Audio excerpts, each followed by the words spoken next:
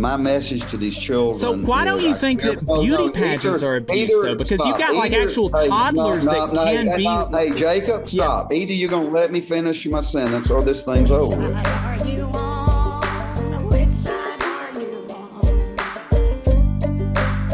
Tim James is our guest this week. He is running for governor. He is an entrepreneur and a business leader. Those are a dime a dozen, seems like, today. He is the son of former Governor Fob James. Tim, welcome to the Valley Labor Report. Thanks for talking to me. Another issue that we don't see a lot of talk about is wage theft. I think it's particularly prevalent in industries like construction and service sector work. Numerous studies have found that wage theft accounts for more stolen value than all property crime combined, and yet most working folks don't even know that they're being stolen from, much less where to go to report it, much less feeling safe to report it. Because if they report it, they know good and well that they'll be retaliated against, because the protections are so non-existent in this country and in this state for protecting workers from their boss stealing from them. Have you given any thought to addressing wage theft at the state level? You mean not paying? When you say stealing, you mean not paying them for the hours they worked? Yes. Minimum wage violations, overtime violations, things like that account for more theft in this country than all other property crime combined. That's unspeakable. Right. Yeah. And I mean, that's what I think. That I think it's unspeakable. And the penalty for a boss who violates minimum wage laws, who violates overtime laws, who does these things, is certainly not going to jail. If I go into my local Walmart and I try to steal something, I take a ride in a paddy wagon. But if a boss does that, even if he gets caught, he might just have to make the worker whole, if he even does that. And then after he makes the worker whole, he'll probably fire him because he's angry. That's I need to look at that. I didn't realize that. I can tell you this: if an employer intentionally, that's stealing. You might as well go in the house and steal their money, or steal something of value. Intentionally do something that's just raw theft, right? And it ought to be treated that way, right? Well, there you go. You heard it here first. And speaking of minimum wage violations, that brings us to the minimum wage in Alabama is still $7.25 an hour. 40% of Alabama workers make less than $15 an hour, which I think even in this state where we have a very low cost of living, you're talking about $30,000, $28,000 a year.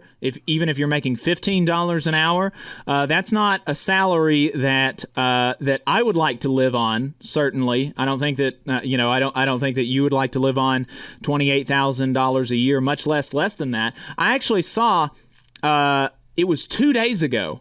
And honestly, I didn't even know that there were places that were still trying to pay a minimum wage in Alabama, but there are. I saw a coffee shop advertise why you would advertise this on social media in Guntersville, saying that we pay $7.25. I'm like, why would you want people? Like, who's gonna apply for that job? Especially when you can't find anybody to work anyway. I mean, everybody's looking for labor. Right. Everybody. Would you support raising the minimum wage statewide in Alabama to $10, $12, $15 an hour? No, I don't think that's. I believe at a minimum, let the free market drive it.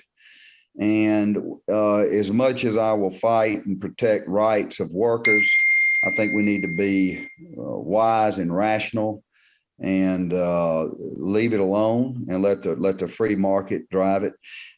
I don't know anybody. Maybe I'm out of touch, but I talk to a lot of people. And people in jobs today, because the need and the desire for work and construction and everything else. I mean, a babysitter is $20 an hour in many cases everywhere. So I would not support that, but I support a fair playing field and let the market work itself. Let supply and demand. So you think, you know, you're, let me mention something, just kind of take that in a different direction too. In Alabama, in the early 2000s and 2009, we were ranked 39th in the nation in reading, and about that time we were like 27th in the nation in math. We are now basically dead last behind Mississippi. You know, we used to say, thank God for Mississippi. Now they say, thank heavens for Alabama. So we have collapsed educationally in this state. And the answer to lifting everyone is public education, K through 12. And we're failing miserably. At the same time, the revenue going into the education trust fund's been growing at double the rate of inflation for 10 years, for a decade, except it's getting worse. And if the fix on higher wages is education. There's a statistic that has been in place for a long time. It's true today, and it's the foundation years. If a child can read and perform math in the when they leave the third grade at that level, it puts them on a trajectory to graduate from high school and become a productive citizen. May not go to college and may go to trade school, but they will be successful in what they do. If they are behind, if they're not scoring at that level in the third, the trajectory is lower. They become a statistic. They come out of high school with a diploma that's worthless. And then prison, there's a direct correlation between grade scores in the third grade and in prison.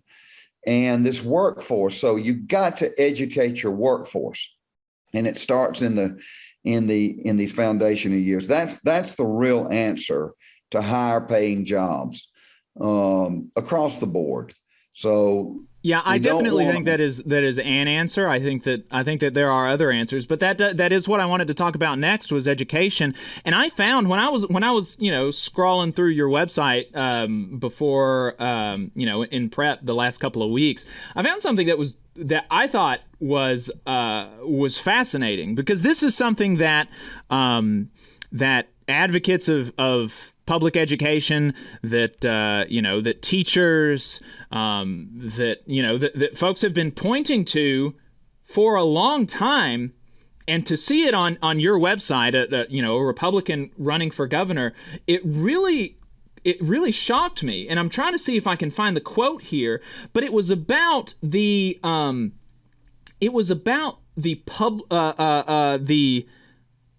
funding of schools through local taxes, which creates a system where, obviously, higher income neighborhoods have better schools.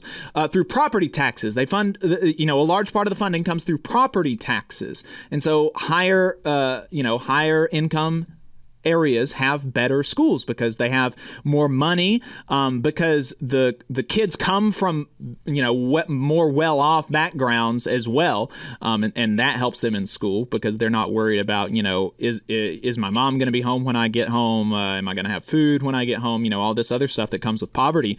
But the schools have more funding in higher income areas, and you link to an article on your site kind of attacking that. Is that a part of your education plan?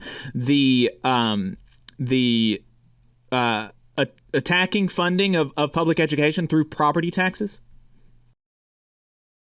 I'd have to look back at it and read the context. I don't remember. I'd have to look at specifically what you're talking about.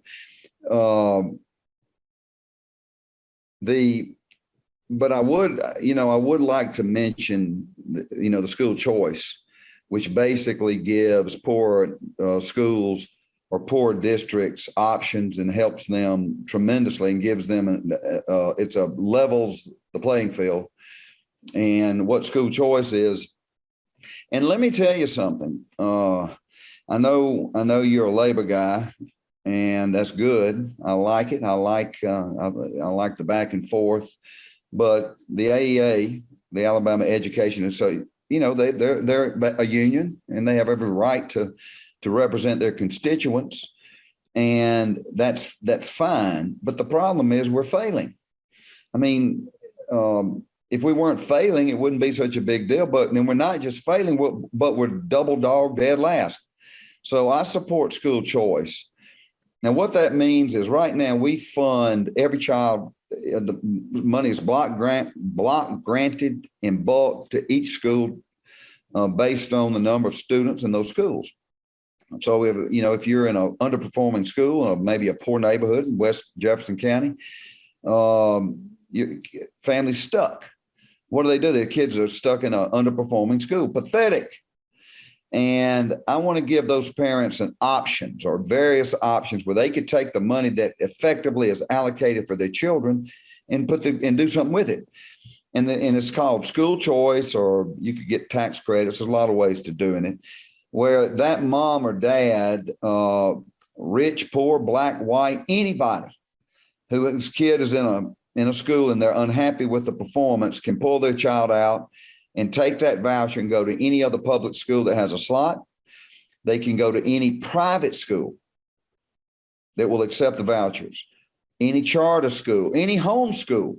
Homeschool is a big deal, and those numbers are really rising, especially during the COVID. And homeschool kids tend to score about 38% higher than the national average. Now, that's how you give working class families or lower income families a way out, and they're not just hogtied into that underperforming school.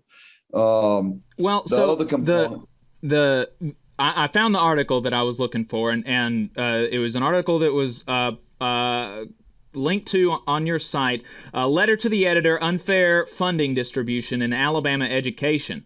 One of the quotes says, many schools receive funding from property taxes from the city in which the school is located. In a very wealthy city, they will have higher property taxes than a more impoverished city and are able to allocate funds and resources to invest in their schools. A school with an impoverished population would be unable to do so. Because of this, I think the Alabama State Department of Education funding should be distributed more equitably among public K-12 schools. Mm-hmm. That's correct. Okay.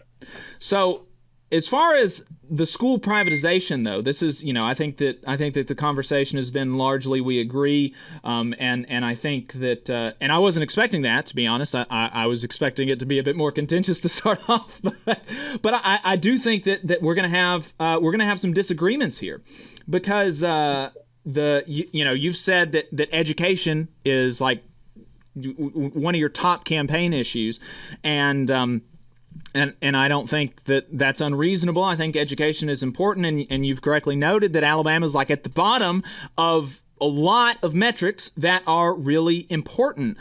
And you said that public education is, that is the foundation of, that's what's going to educate our youth in Alabama. And that's where most of your taxes go to education. But the least that you can expect is to get your money's worth to some degree. Right. And the taxpayers about this state are not getting their money's worth. And would agree. And there are, people who research this kind of stuff, and they've found some of the things that actually that schools you would expect to underperform based on their zip code's income. Right. So we know that, income is pretty tightly correlated to a school's performance in all these metrics. And there are schools. Jacob. Yes. Jacob, not always. There are plenty of examples where sure, not always, but it's very tightly correlated. Oh, but the problem is the models are there.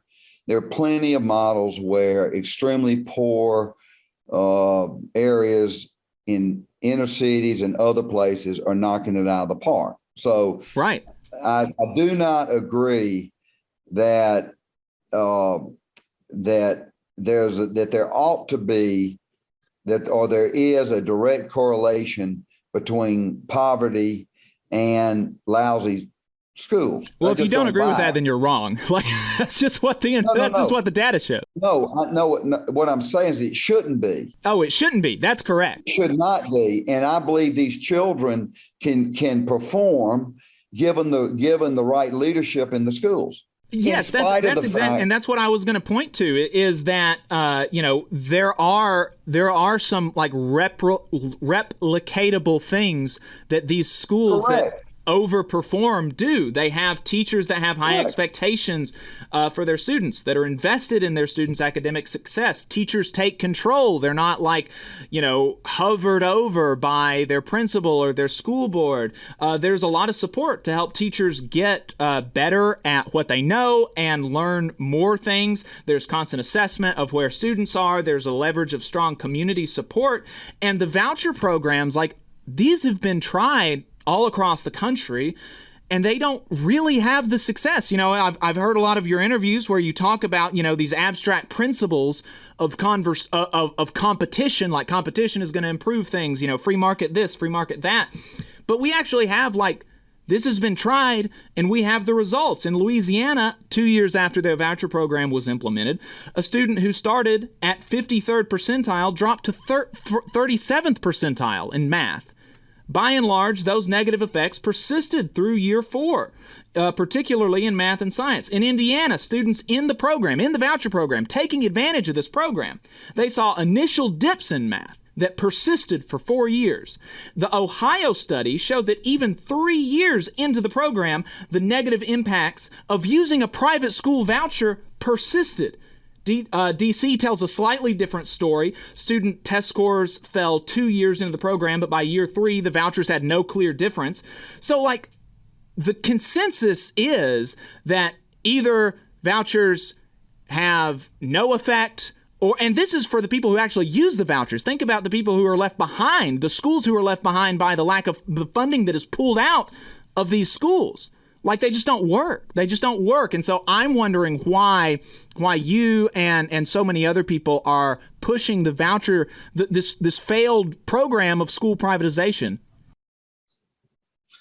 Because I don't buy what you're saying. I mean, I can't speak to what other states are doing. They can have lousy leadership, whatever, but I can take you all across the state. I went to a Christian school up in northeast Jefferson County this week. 65% of the kids were Black, all lower income, and they're killing it on $3,400 or $500 per child per year. So that's just nonsense. That's a labor union. That's AEA, right out of the AEA handbook.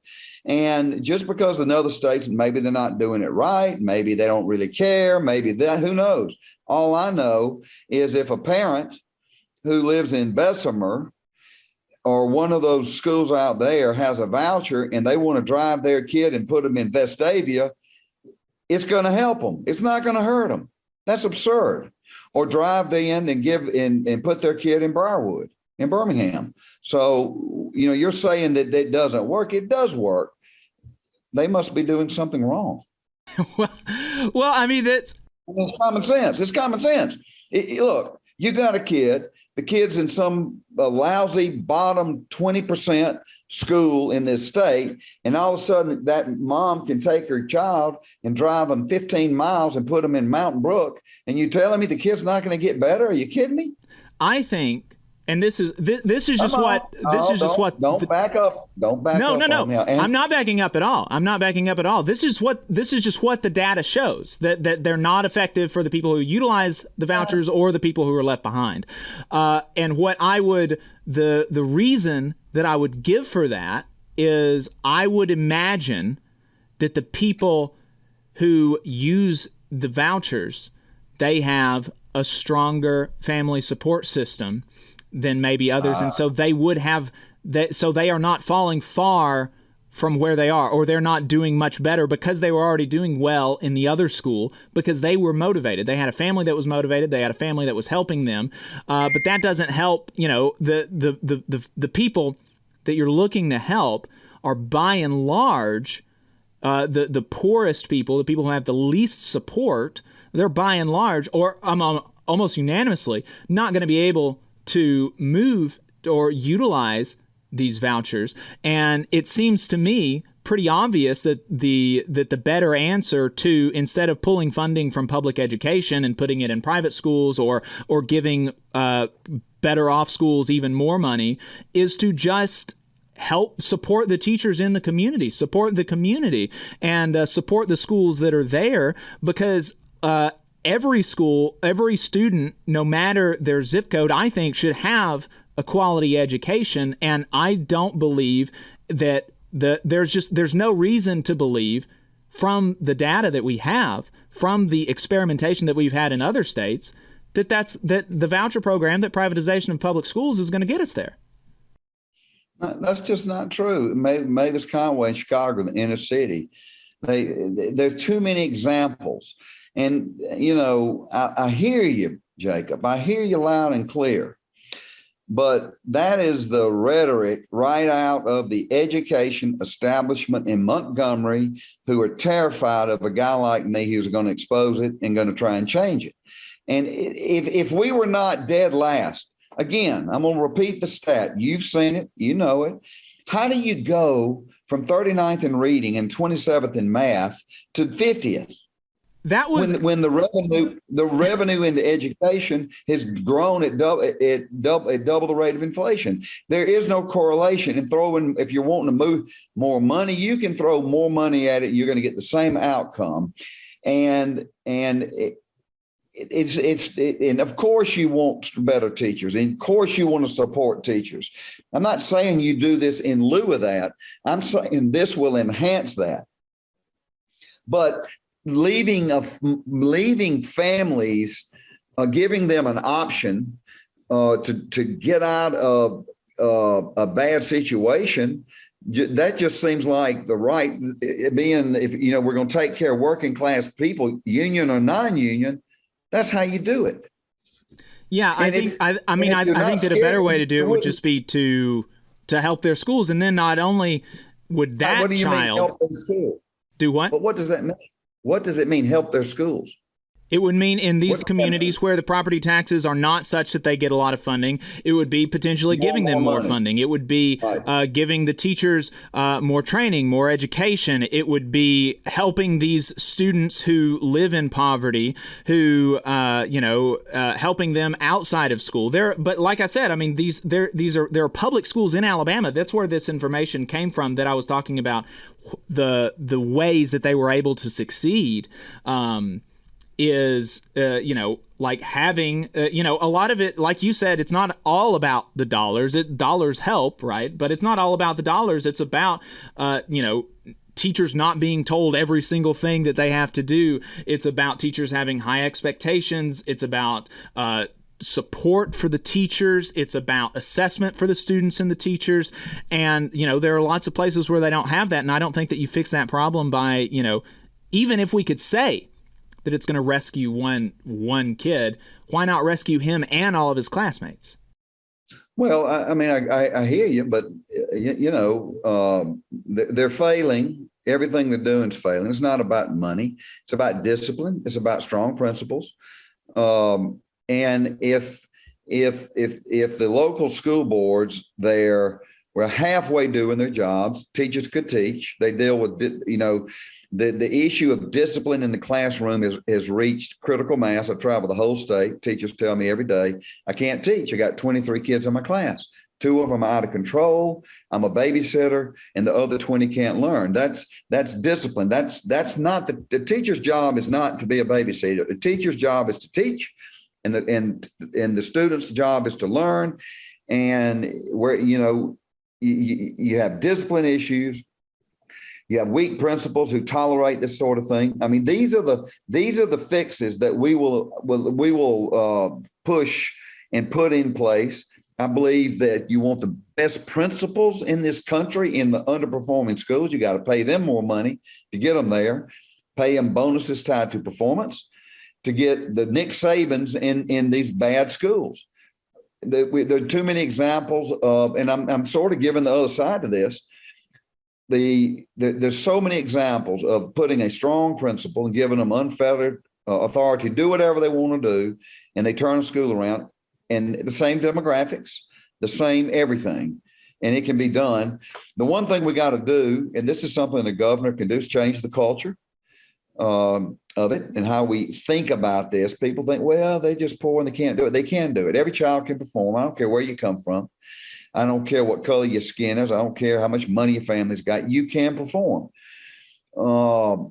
We have to get away from this. And this is a generational thing for about a generation or two, that life, we expect life to be fair. Life is not fair. And if you love your children, you'll be honest with them and say, look, life's not fair. Some people have to work harder than others. That's just the way it is.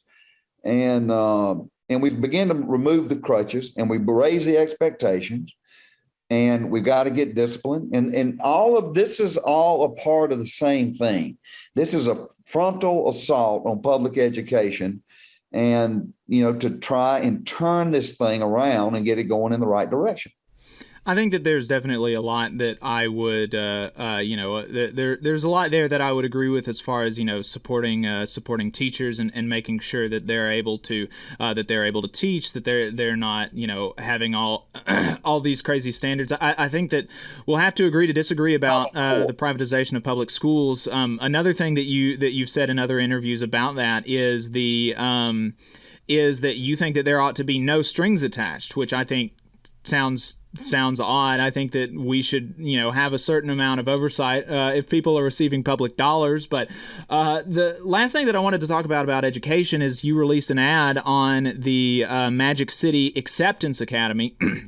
And the Academy has since talked about how their students have been harassed, their teachers have been harassed since that ad has come out. They've had to increase security. Do you have any comment about that? Yeah, I do. The Magic City Acceptance Academy is a public school. It was funded, Kay Ivey funded that school with $2 million in the budget of your taxpayers' money. It is the only LGBTQ school. It was the first one in the South. It's one of two in the United States. And it is what they call an LGBTQ affirming school. And to affirm means to confirm that it is true. And I will tell you, it is not true. These children, my heart goes out to these children. I give, my compassion level for these kids is tremendous. They are struggling, and I understand it, but I will not come into an agreement with a lie from Satan. And they're being abused. This is abuse. So that's a string, right? Because this is a charter school. So you're attaching strings now to your no strings attached charter. I wouldn't have given them the charter. And it was governor. I will shut it down. The charter should have never been given. The charter schools are schools like the math and science school in Mobile. These specific things, and the idea that in the state of Alabama, we would have a public school, a charter school, where faculty, teachers put on drag shows at the school for the children is unbelievable. This is abuse. Do you think that we should end powder puff football games, for example, where the football players dress like cheerleaders and the cheerleaders play a football game? Totally different thing. Totally different thing. Do you think that we should end beauty pageant? It's a totally different thing, totally different everyone thing. knows it. And when a principal walks around the school in drag all the time throughout the year in front of sixth graders and seventh graders who are going through this confusion in their life, this is abuse. And I will tell you right now, I will stop it dead in its tracks. I think that there are a lot of people who I don't think that it's unreasonable that people that identify that way when they're young, they would want to go to an affirming environment where they're not going to be harassed. Because when I was in school, and I don't feel like I'm effeminate at all, but I dressed nice, and people would call me faggot like in the hallways and stuff. It wasn't a lot. It didn't bother me because I had friends. And, you know, I was like, whatever, it doesn't bother. But I could imagine if I was gay or if I did feel like I was trans, that would be like a really big deal. And I don't know why I wouldn't, why we wouldn't say that, okay, you know, if there's a, if there's a school that wants to be like particularly accepting of this community, they want to advertise themselves in that way so that people can get rid, be free of some of that harassment that they're going to face in other schools. You know, that doesn't seem like crazy to me. And you talk about drag shows and you know, people think that, oh, that sounds crazy. I've seen the pictures and it's not like they were overly sexual. It's just that there were some men that were dressed like women and there were some women that were dressed like men. And that was it. And it was like, they looked funny. They looked funny. They were all like laughing. It was like a funny thing. I don't think it's funny. I think it's abuse. It's abuse. And my message to these children. So why don't you think that beauty pageants are abuse, though? Because you've got like actual toddlers that can be. No. Hey, Jacob, stop. Yeah. Either you're going to let me finish my sentence or this thing's over with. You going to let me answer or not? Yeah, I feel like I've been letting you answer. Yeah. No, either button your lip and let me answer, or we don't need to talk.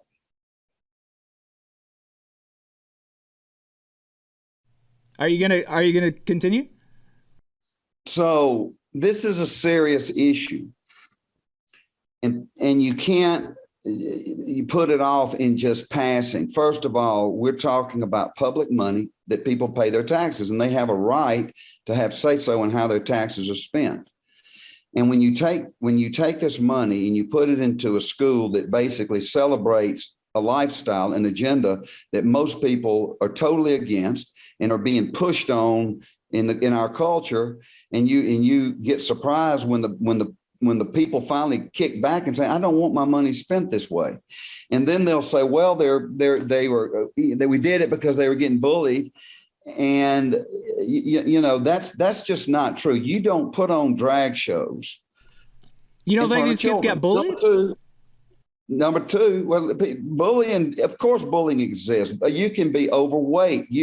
People get bullied all the time, and it's not good. Children can be extremely cruel, but that doesn't mean the state of Alabama gets in the LGBTQ schooling business, which is what they've done. And I guess the vilest part of this, and this is something you haven't seen, but you will, when a principal who is the head of a school, the authority, is walking around these children in drag like it's just another day in the park, that tells you how deep and how just pathetic this thing has gotten. So I care about the children. I will protect them with every ounce of strength that I have, and I won't allow it. And I will shut this thing down as governor. And my compassion will be great for these little ones, these kids, but I will have no compassion and no mercy for these teachers and this principal and this whole system who are indoctrinating these children who are vulnerable and in a vulnerable stage of their life. Yeah, I think that, I mean, here again, we're just going to have to agree to disagree, because I think, like you, I think that people should, unlike you with like Christian schools, for example, I think that this school should be, I think that there should be some oversight, make sure that the kids are learning, make sure that they're actually learning. You know, you don't think that we need that for like Christian schools, for example. I think that we should have that for everybody that uses public dollars. We should be making sure that kids are using, that the kids are learning. But other than that, like, I just don't have a problem with people like playing dress up. I think that if there's a sexual element to it, I think that we should stamp that out. But like, I don't have a problem with people, dressing funny. And I think that this is, and this is, the last thing that we'll talk about is your kind of a big part of your campaign is the culture war. And you put this, you say that economics is second and the culture war is first. And one of the things that you say is that, prayer was taken out of schools, and so everything's like gone downhill from there, because George Washington says that a nation who turns its back from God is no longer going to get the smiles of heaven or something like that. And every time I hear that, stuff like that. I mean, it just baffles me because, for one, I prayed in school. We had the Fellowship of Christian Athletes that I went to on multiple Fridays, where I heard my friends give talks. I heard teachers give talks. I heard guests give talks. That was not precluded from me, and it's not precluded from other people for praying before we got a test, praying before we got a ball game. I think that it's reasonable that we wouldn't bombard random ball game goers with prayers that they may or may not agree with, but no one's stopping people from praying. And additionally, to believe that we've gone downhill is to believe that we were better before. And so the last thing that I want to ask about the culture war and about God smiling on us and stuff is that, like, do you actually think that, as far as morality is concerned, a Christian morality, that a country that enslaved people, that a country that lynched folks who tried to run away for freedom, who lynched gay folks, who was incredibly, incredibly oppressive to these communities, do you think that a country like that is closer to a Christian ethic than a country where people are not going to be harassed, two men are not going to be harassed for, like, kissing each other or something? That was the most gobbledygook I think I've ever heard. So you're all mixed up. We're a nation of law and not of men, and we have a constitution, and the Constitution says what it means and means what it says, and it's been usurped from the foundation of the nation. These sorts of issues, whether you agree with them or not, is not the point. The point is these are state questions. All right. School prayer, abortion, gay, all these things. And they don't even disagree. No one even argues that they are legitimately constitutionally state questions. The issue is the Supreme Court usurped the Constitution and took for itself a right that it did not have, and basically stepping all over the Bill of Rights. Now, let me give you the other side to that. The other side to that is that the Supreme Court, called the Tane Court, in the 1850s did the same thing, and they ruled that neither Congress nor the states could regulate slavery in a case called Dred Scott. Lincoln said, slavery is going to get settled one way or another, but you 9 guys on this court are not going to do it. We're not going to obey. We're not going to follow. So you can't have it both ways. What I'm talking about is usurpation. And the issue is to be determined by the states. Some states will, some states won't. And that's the issue. This is, the term government overreach is kind of the buzzword nowadays. But what it really is usurpation. And I believe we should have prayer in schools. And you're wrong on something. A coach cannot say, all right, boys, hit a knee and say the Lord's Prayer before a game, or he can get fired. So no, there is a restriction in our public schools. Now, some do it, and a lot of people, and we're in a Christian state for the most part, and that's good, but they could be fired for doing it. And it shouldn't be that way. So no answer to the question about, because the proposition that you make, if removing prayer from schools, which I find to be absurd as a premise, but if, let's stipulate that happened, that we removed prayer from schools and that the country went to hell in a handbasket. The case is called Vitale. No, I know the case that you're referring to. It said that teachers can't force kids to pray or can't force them to listen to them pray. Whoa. No one's saying forcing. It's called voluntary prayer. In other words, if a school board wants to have an invocation over the intercom, they ought to be able to do it.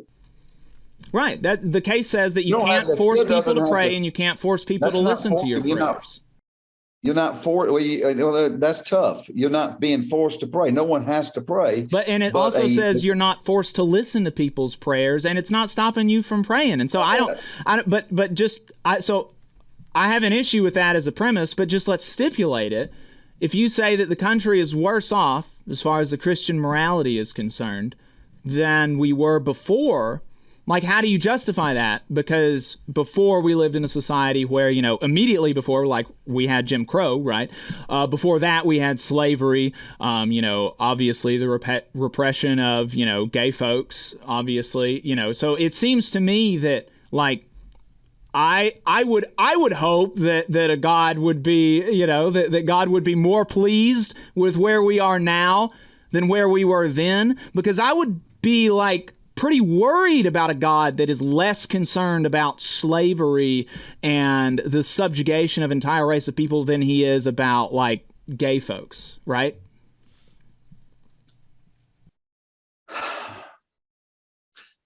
God's not happy that we've taken the lives of 75 million unborn babies in this country by the same court.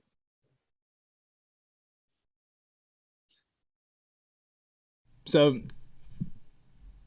no answer? That's my answer. I mean, either you're a Judeo-Christian nation or you're not. And so you think, like, when we had slavery, we were a more ethical, more Christian ethical nation? That's not you're comparing two different things. We're saying in our public schools we remove God and all hell's broke loose in the country. Right. And so presumably hell was kept in before, right? It's broke loose now because we're not praying in schools. It's two different things. It's two different things. There's been sin in the nation, there's no doubt, but we're on this decline. And you look at the nation. So we were better before. Yes, as a nation we were. We were better when we had Jim Crow and slavery. That's what I was looking for. Huh. Is that right? You know better than that. So we weren't. We're better now. No, the nation has been on decline for half a century. And if we do not if this nation doesn't turn back to its Christian foundations, this nation we will lose it. So we were better off before? As far as a nation, okay, we had a civil war. But we had a civil war over slavery. 500,000 Americans died over slavery. I mean, it's just like I don't know. It's pretty simple to me that we're, as far as like a Christian ethic is concerned, I think that we're doing better now. The question is just, do you think we are, or do you think we're not? Before, like, when we had Jim Crow, when we had slavery. Well, it's all. I mean, sin is sin. So it's all the same. No, it's not the same. It's different. It's different sin. Jim Crow ended in the 50s. Right. It probably took from then about 30 years before we really had integrated properly in the nation. And there's a lot of improvement. And let's not deny our past. But that has nothing to do with the fact that when you remove God from a nation, that the blessings will continue. It won't. That's what Washington told you. Sure. So closer to God before, when we had slavery and Jim Crow.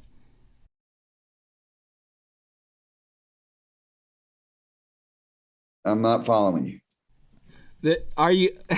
I'm sorry. I'm really not like trying to be an asshole, right? I just, because this is something that I talk to like with some friends and family that I love, and I can, like, being a union guy, like, you've got to be able to talk to folks who disagree with you, right? And I have these conversations all the time with, folks that I've worked with, folks that I break bread with all the time. I still love them.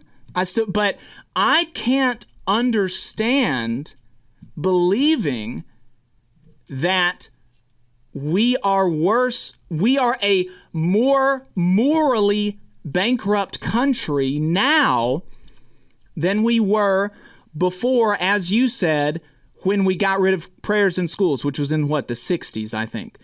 Which would mean that we were a better, more moral country when we had Jim Crow or slavery. And it's difficult I can't wrap my mind around it. And so I'm just trying to pin you down on, like, do you recognize the ramifications of what you're saying? No, I fully recognize and I fully understand the ramifications of slavery.